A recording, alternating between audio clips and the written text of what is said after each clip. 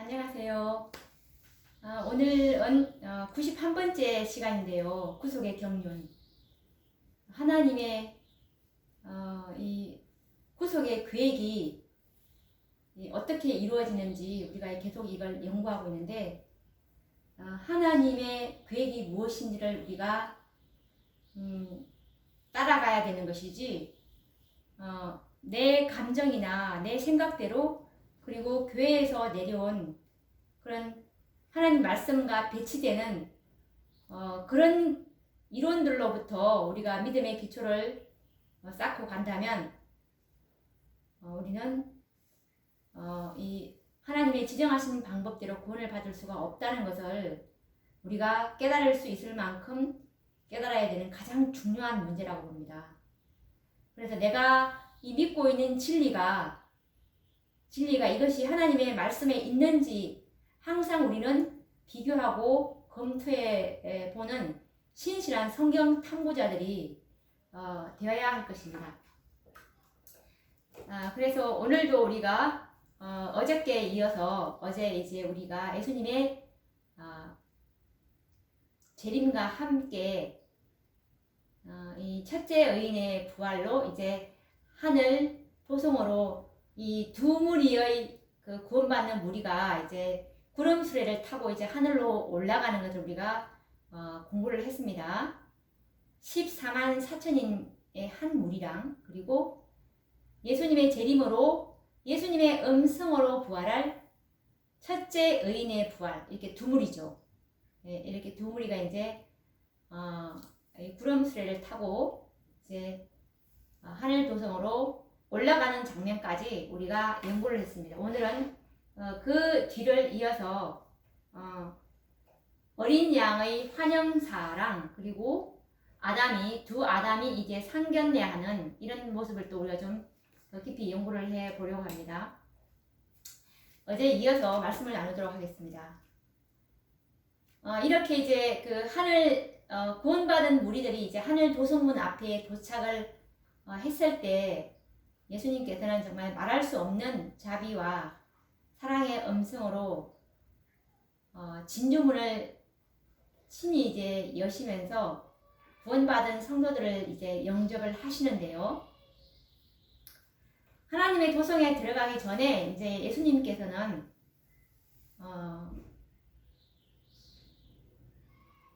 당신을 따른 자들에게 승리의 휘장을 주십니다. 그리고 왕족으로서의 신분의 그 표를 주시게 되는데, 그 구원받은 성도들이 예수님 주위를 이렇게 동그랗게 이제 둘러서게 돼요. 그래서 주님은 모든 성도와 이제 천사들보다도 더 위엄이 있고 큰 모습으로 나타나게 되고, 예수님의 얼굴은 참으로 그 빛이 온화한 사랑으로 넘친다고 합니다. 그래서 구원받은 이 셀 수 없는 큰 무리들이 모두 주님을 주목하고, 일찍이 그 얼굴이 타인보다 상하였고 그 모양이 인생보다 상하였던 예수님이 세상에 계셨을 때 그 인성으로서 이렇게 된 모습이 아닌 이제 주님의 영광. 물론 예수님은 부활하셔서도 여전히 인성입니다. 그렇지만 그분은 아주 영광스러운 모습을 하고 있는 인성이시죠. 그래서 주님의 영광을 쳐다보게 됩니다. 예수님께서는 당신의 오른손으로 이 승리자들의 머리에 이제 영광의 관을 이제 씌워 주십니다. 지금 여기 있는 장면은 하늘 유리바닷가예요. 그러니까 일종의 그 하늘 도성 들어가기 전에 앞에 커다란 광장 같은 모습으로 생각하면 될 것 같아요. 이 하늘 유리바닷가에서 이제 승리자들의 머리에 당신의 오른손으로 영광의 관을 씌워주시고, 그리고 각 사람에게 이제 관이 주어지게 되는데, 그 관에는 각각의 새 이름이 이제 새겨져 있어요. 그리고 또 여호와께 성결이라고 이제 기록이 되어 있습니다. 그리고 모든 사람의 손에는 또 이 승리의 종려 가지와, 그리고 또 뭐가 있냐면 이제 빛나는 검은고가 또 주어지게 됩니다. 면류관과 그리고 승리의 종려가지 검은고 이렇게 주어지게 되는 거죠. 그리고 또 이 지휘하는 천사가 이제 음을 맞추니까 검은고를 이제 검은고를 받았잖아요. 우리 구원받은 성도들이 이제 검은고를 켜게 되고 이 아름답고 풍부한 음조가 이제 흘러나가게 되고 모든 구원받은 사람들의 마음은 말할 수 없는 감격에 사로잡혀서 감사의 찬미를 부리게 되는데요. 그 찬미의 내용이 뭐냐면 우리를 사랑하사 그의 피로 우리 죄에서 우리를 해방하시고 그 아버지 하나님을 위하여 우리를 나라와 제사장으로 삼으신 그에게 영광과 능력이 세세토록 있기를 원하노라 라는 찬미를 부릅니다. 그래서 이제 이렇게 찬미를 한 다음에 이제 거룩한 도성으로 이제 들어가게 되는데요. 예수님께서 먼저 이제 진주문을 활짝 이렇게 열어 제끼십니다. 그러면서 이제 진리를 지킨 이 백성들을 인도해서 이제 들어가게 하시는데요. 거기서 그들은 하나님의 낙원인 이 아담이 타락하기 이전의 그 시절 본향을 보게 돼요. 그때 이 구원받은 무리들은 사람의 귀로 일찍이 들어본 어떤 음악보다도 더 훌륭한 음성을 듣게 됩니다. 너희 싸움은 끝났다. 내 아버지께 복 받을 자들이여 나와 창세로부터 너희를 위하여 예비된 나라를 상속하라 라는 음성을 듣게 됩니다. 그래서 이제 예수님께서 제자들을 위해서 드린 기도가 이제 성취되는 셈이죠. 그때 뭐라고 했냐면 예수님께서 아버지여 내게 주신 자도 나 있는 곳에 나와 함께 있기를 원하옵나이다. 이제 정말로 이제 예수님과 이들이 이제 함께 있게 되었죠. 그래서 예수님께서는 당신의 피로 속량한 자들을 흠이 없이 이 즐거움으로 이제 아버지께 보여주시면서 이제 말씀을 하게 되는데 아버지께 뭐라고 말씀하시냐면 여기에 내가 있으며 아버지께서 내게 주신 자녀들도 있습니다. 내게 주신 저희를 보존하와 지켰나이다. 이렇게 아버지께 말씀을 하십니다. 정말 얼마나 놀라운 속죄의 사랑입니까? 그래서 아버지 하나님께서는 이 속량받은 자들을 쳐다보시고 이들에게 이제 이 속량받은 자들이 당신의 형상이 반영되어 있는 것과 그리고 죄의 흔적과 암령이 제거되어서 인류가 다시 하나님과 조화된 것을 보실 때는 말로 표현할 수 없는 기쁜 순간이 되게 되는 것입니다. 이것이 어디에 기록되어 있냐면 이제 각 시대의 대쟁투 645, 646의 이 선지자의 글로 기록되어 있는 장면을 제가 조금 전에 이제 말씀하는 것을 다시 한번 우리가 이 글로 읽어보도록 하겠습니다. 하나님의 도성에 들어가기 전에 구주께서는 당신을 다른 자들에게 승리의 휘장을 주시고 왕족으로서의 신분의 표를 주신다. 그 광휘 찬란한 행렬은 그들의 왕 주위에 둥그렇게 둘러선다. 주님은 모든 성도와 천사들보다 더욱 위엄이 있고 큰 모습으로 나타나고 그분의 얼굴에서 흘러나오는 빛은 온화한 사랑으로 넘친다. 구원받은 셀 수 없이 큰 무리들은 모두 주님을 주목하고 일찍이 그 얼굴이 타인보다 상하였고 그 모양이 인생보다 상하였던 주님의 영광을 쳐다본다. 예수께서는 당신의 오른손으로 승리자들의 머리에 영광의 관을 씌워주신다. 각 사람에게 관이 주어지는데 거기는 새 이름이 새겨져 있고 여호와께 성결이라고 기록되어 있다. 모든 사람의 손에는 승리의 종려 가지와 빛나는 검은고가 쥐어진다. 그리하여 지휘하는 천사가 음을 맞추자 모든 손은 훌륭하게 검은고를 켜게 되고 아름답고 풍부한 음조가 흘러나오게 된다. 모든 사람의 마음은 말할 수 없는 감격에 사로잡혀 모두 감사의 찬미를 부른다. 우리를 사랑하사 그의 피로 우리 죄에서 우리를 해방하시고 그 아버지 하나님을 위하여 우리를 나라와 제사장으로 삼으신 그에게 영광과 능력이 세세토록 있기를 원하노라. 요한계시록 1장 5절 6절 말씀. 속량받은 무리들 앞에는 거룩한 성이 나타난다. 예수께서는 진주문을 넓게 여시고 진리를 지킨 백성들을 인도하여 들어가게 하신다. 거기서 그들은 하나님의 낙원, 곧 아담이 순결했던 시절에 본향을 본다. 그때 그들은 사람의 귀로 일찍이 들어본 어떤 음악보다 더욱 훌륭한 음성을 듣는다.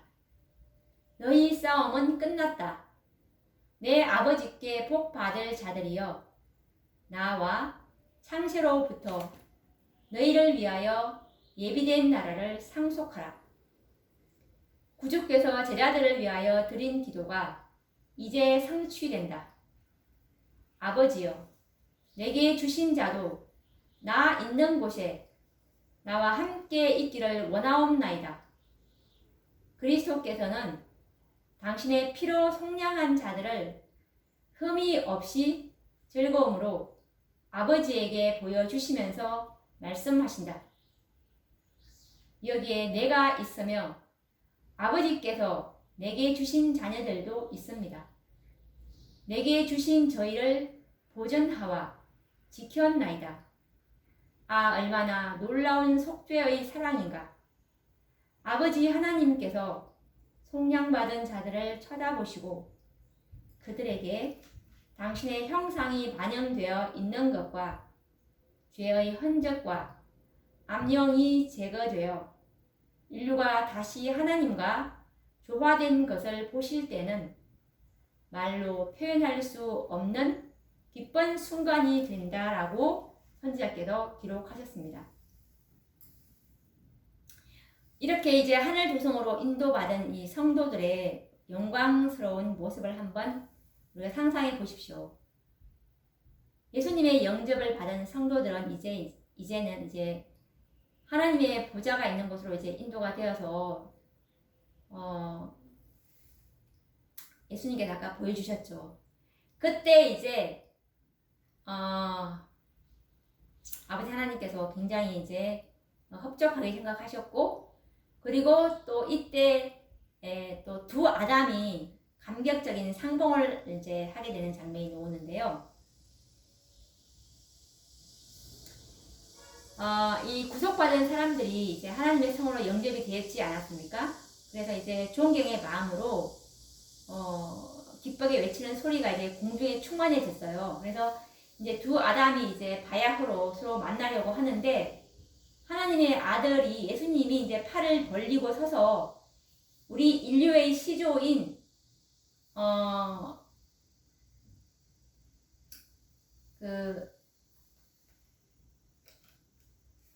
주님께서 창조하신 자이고, 그리고 창조주께 범죄하고, 그리고 이 아담의 죄 때문에 주님의 몸에 십자가의 못자국을 남기게 한 그 아담을 이제 안으려고 하십니다. 아담은 이 주님의 잔인한 못자국을 식별하고 주님의 품에 안기려고 하지 않아요. 그리고 겸손하게 주님의 발 아래 자신을 던지면서 뭐라고 부르짖냐면, 죽임을 당하신 어린 양이 영광과 찬송을 받으시기에 합당하다라고 부르짖게 됩니다. 그런데 우리 주님께서는 친절하게도 아담을 이제 안아서 일으키십니다. 그래서 이제 아담에게 네가 오랫동안 이 쫓겨나 있던 에덴 본향을 한번 봐봐라 라고 명령하시게 돼요. 그래서 아담은 이제 기쁨으로 모든 것을 잊어버리고 자기가 무죄하고 즐거웠던 그 당시 시절에 손수 그 과실들을 딴 그 나무들을 이제 주목해 보게 됩니다. 그리고 자기가 전정한 포도나무들, 그리고 또 한때 그 재배했던 화초들을 보게 됩니다. 그것을 볼 때, 저건 분명히 내가 옛날에 있던 그 에덴과 똑같다는 것을 깨닫고, 정말로 회복된 에덴임을 알게 되는데, 자기가 쫓겨날 때보다도 그것이 더 아름답게 된 것을 또 보게 돼요. 예수님께서는 이제 아담을 생명나무로 인도해서 생명과의 열매를 따서 아담에게 이제 먹으라고 하십니다. 아담은 자기 주위를 둘러보고서 구속받은 그 무리들을 보게 되고, 그때 아담은 자기의 찬란한 면류관을 벗어서 예수님의 발 앞에 던지고 그분의 가슴에 이제 몸을 던져서 예수님을 포옹하게 됩니다. 그리고 아담은 황금 금은고를 타게 되는데, 그때 승리의 노래가 하늘 공간에 울려 퍼집니다. 그 노래가 뭐냐면 죽임을 당하신 어린 양이 영광과 찬송을 받으시기에 합당하시도다라는 노래입니다. 이 구원받은 이 무리들은 주님께 경배할 때 노래를 부르고 예수님의 발 앞에 그들의 면류관을 벗어 던지게 됩니다. 아담의 타락을 보고 눈물을 흘리고, 그리고 예수님께서 부활하여 성천하실 때 이 기뻐하고 예수님의 이름을 믿게 될 모든 사람들을 위해서 무덤을 열어준 이 천사들은 이 죄를 목격하고, 이제 천사들은 구속사회의 성취를 보고 소리를 합해서 찬양의 노래를 부르게 됩니다. 이것이 어디에 기록되어 있냐면 각시대의 대쟁투 648페이지에 있는데, 제가 기록된 글로 읽어보도록 하겠습니다. 구속받은 사람들이 하나님의 성으로 영접될 때 존경의 마음으로 기쁘게 외치는 소리가 공중에 충만해진다. 두 아담은 바야흐로 서로 만나려 한다. 하나님의 아들은 팔을 벌리고 서서 인류의 시조, 곧 주님께서 창조하신 자이며 창조주께 범죄하고 그의 죄 때문에 주님의 몸에 십자가의 못자국을 남기게 한 그 시조를 안으려 하신다. 잔인한 못자국을 식별하고 아담은 주님의 품에 안기려 하지 않고 겸손하게 주님의 발 아래 그 자신을 던지고 죽임을 당하신 어린 양이 영광과 찬송을 받으시기에 합당하도다라고 부러지는다. 그러나 구주께서는 친절하게 그를 안아 일으키시고 그가 오랫동안 쫓겨나 있던 에덴의 본향을 다시 한번 와 보라고 명령하신다. 아담은 기쁨으로 모든 것을 잊어버리고 일찍이 자기의 기쁨이 되었던 여러 가지 나무들, 곧 그가 무죄하고 즐거웠던 시절에 손수 그 과실들을 딴 나무들을 주목해 본다. 그는 자기 손으로 전정한 포도나무들과 한때 사랑하여 재배하던 화초들을 본다. 아담은 그것이 분명히 옛날 것과 같은 것임을 깨닫고 정말로 회복된 에덴임을 알게 되며 자기가 쫓겨날 때보다 그것이 더욱 아름답게 된 것을 보게 된다. 구주께서는 그를 생명나무로 인도하여 빛나는 그 열매를 따서 아담에게 먹으라고 하신다. 그는 자기 주위를 둘러보고 하나님의 낙원에 서 있는 구속받은 그의 가족의 큰 무리를 본다. 그때 그는 그 찬란한 면류관을 벗어 예수님의 발 앞에 던지고 그 분의 가슴에 몸을 던져 부주를 포옹한다. 그는 황금 거문고를 탄다. 그러자 승리의 노래가 하늘 공간에 울려 퍼진다. 죽임을 당하신 어린 양이 영광과 찬송을 받으시기에 합당하도다. 아담의 가족은 주님께 경배할 때 노래를 부르며 구주의 발 앞에 그들의 면류관을 벗어 던진다. 아담의 타락을 보고 눈물을 흘리고 예수님께서 부활하여 성천하실 때 기뻐하고 예수님의 이름을 믿게 될 모든 사람들을 위하여 무덤을 열어준 천사들은 이 재회를 목격한다. 이제 그들은 구속사업의 상취를 보고 소리를 합하여 찬양의 노래를 부른다. 라고 기록되어 있습니다. 이 땅에서 이제 구속함을 받은 14만 4천인들은 두 아담의 상견례가 이제 끝난 후에 온 우주에 그 누구도 부를 수 없는 경험의 노래로 특별한 찬양을 부르게 될 것입니다. 많은 물소리도 같고 큰 외성도 같은 검은 고 타는 자들의 그 검은 고 타는 반주에 맞춰 하나님의 보좌 앞에서 온 우주의 거민과 천사들 앞에서 이제 새 노래를 부르게 될 것입니다.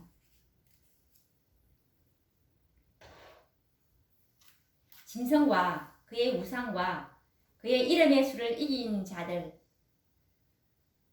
이들이 바로 요한계시록 15장에 나오는 짐승의 표가 강요될 때 하나님의 진리를 끝까지 그 충성을 증거한 14만 4천인들이죠.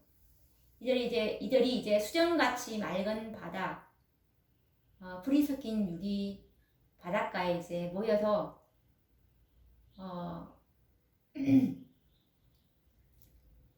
이제 하나님의 검은 고를 손에 들고 어린 양과 함께 이제 시온산에 서게 되는데요.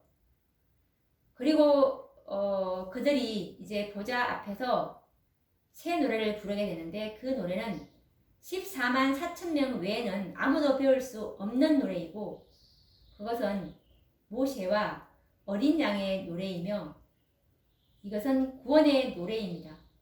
그리고 그 노래는 14만 4천 명 외에는 아무도 부를 수 없는 노래입니다. 왜냐하면 그것은 그들의 체험의 노래, 어떤 다른 사람도 체험하지 못한 경험의 노래이기 때문입니다.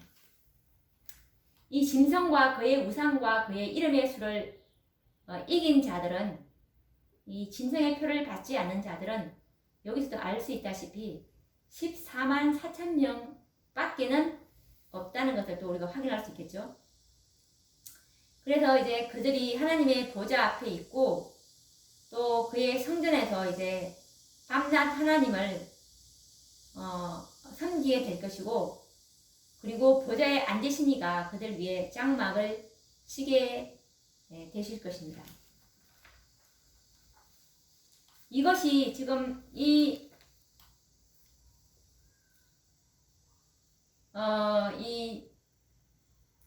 성전에서 밤낮 하나님을 섬기고 보좌에 앉으신 이가 그들 위에 장막을 친다고 했는데 이들이 14만 4천인들이죠. 그래서 그들은, 이 14만 4천인들은 이 세상이 이 기근과 질병으로 황폐해지고 태양이 심한 일로 사람들을 태우는 광경도 목격하고 이들도 7장을 이제 통과하기 때문에 그래서 그들 스스로도 고통과 기가를 당하였습니다. 그러나 이제는 저희가 다시 줄이지도 아니하며 목마르지도 아니하고 해나 아무 뜨거운 기운에 이제 상하지도 아니할 것입니다. 왜냐하면 보좌 가운데 계신 그 어린 양이 이제는 저희의 목자가 되다 생명수 샘으로 인도하시고 하나님께서 저희 눈에서 모든 눈물을 씻어 주실 것이기 때문에 그렇습니다. 이것이 제가 한 그 말이 아니고요. 정언자 말씀에 이 14만 4천인들에 대한 이 기록이 정확하게 기록이 되어 있는데 하나님 말씀 그대로 읽어보도록 하겠습니다. 각 시대의 대쟁 2 648, 649페이지에 있는 말씀입니다. 짐승과 그의 우상과 그의 이름의 수를 이긴 자들의 무리가 보좌 앞에 있는 수정같이 맑은 바다, 불이 섞인 유리바다, 하나님의 영광으로 찬란하게 빛나는 바닷가에 모인다. 땅에서 구속받은 14만 4천 명은 하나님의 검은 고를 손에 들고 어린 양과 함께 시온산에 선다. 여기서도 분명히 이 땅에서 구속받은 14만 4천 명입니다. 이건 상징수가 아니고 이 명이라는 말은 정확한 수요가 될 때 이 명이라는 단어를 사용합니다. 땅에서 구속받은 14만 4천 명, 그리고 짐승과 그의 우상과 그의 이름의 수를 이긴 자들, 짐승의 표를 받지 않는 자들은 14만 4천 명임을 알 수가 있습니다. 많은 물소리도 같고 큰 뇌성도 같고 검은고 타는 자들의 그 검은고 타는 소리가 들린다. 그리고 그들은 보좌 앞에서 새 노래를 부른다. 이 그들은 14만 4천 명들이죠. 그 노래는 14만 4천 명 외에는 아무도 배울 수 없는 노래이다. 그것은 모세와 어린 양의 노래, 곧 구원의 노래이다. 이 구원받는 사람들은 14만 4천 명 밖에 없다는 뜻이죠. 지성소에서 구원받을 사람들을 지금 말하는 것입니다. 이 마지막 시대 라오디게아 시대에 마지막 때 살아남은 사람들은 14만 4천 명 밖에 없습니다. 이 세천사의 기별은 14만 4천들을 만들어내는 그런 기별임을 알 수가 있어요. 그 노래는 14만 4천 명 외에는 아무도 부를 수 없는 노래이다. 왜냐하면 그것은 그들의 체험의 노래, 곧 다른 어떤 사람도 체험하지 못한 경험의 노래이기 때문이다. 그들이 하나님의 보좌 앞에 있고 또 그의 성전에서 밤낮 하나님을 섬김에 보좌에 앉으신 이가 그들 위에 장막을 치실 것이다 라고 나와 있습니다. 이 말씀이 어디에 있냐면 요한계시록 7장을 한번 펴봐주시기 바랍니다. 요한계시록 7장을 보시면 요한계시록 7장의 이 구성이 어떻게 되어 있냐면요. 요한계시록 7장 1절부터 8절까지는 14만 4천인 이 셋째 천사의 기별로 인을 치는 14만 4천인에 대한 이 설명이 나오고 7장 9절부터 이제 12절까지는 헤일 수 없는 큰 무리의 구원에 대한 설명이 나옵니다. 그리고 계시록 7장 13절에 뭐라고 하냐면 장로 중에 하나가 응답하여 내게 이르되 이 흰옷 입은 자들이 누구며 또 어디서 왔느뇨 라고 이렇게 요한에게 물어보게 됩니다. 그래서 이 요한이 뭐라고 하냐면 이 계시록 7장 13절에 이 흰옷 입은 자들은 7장 9절에 보면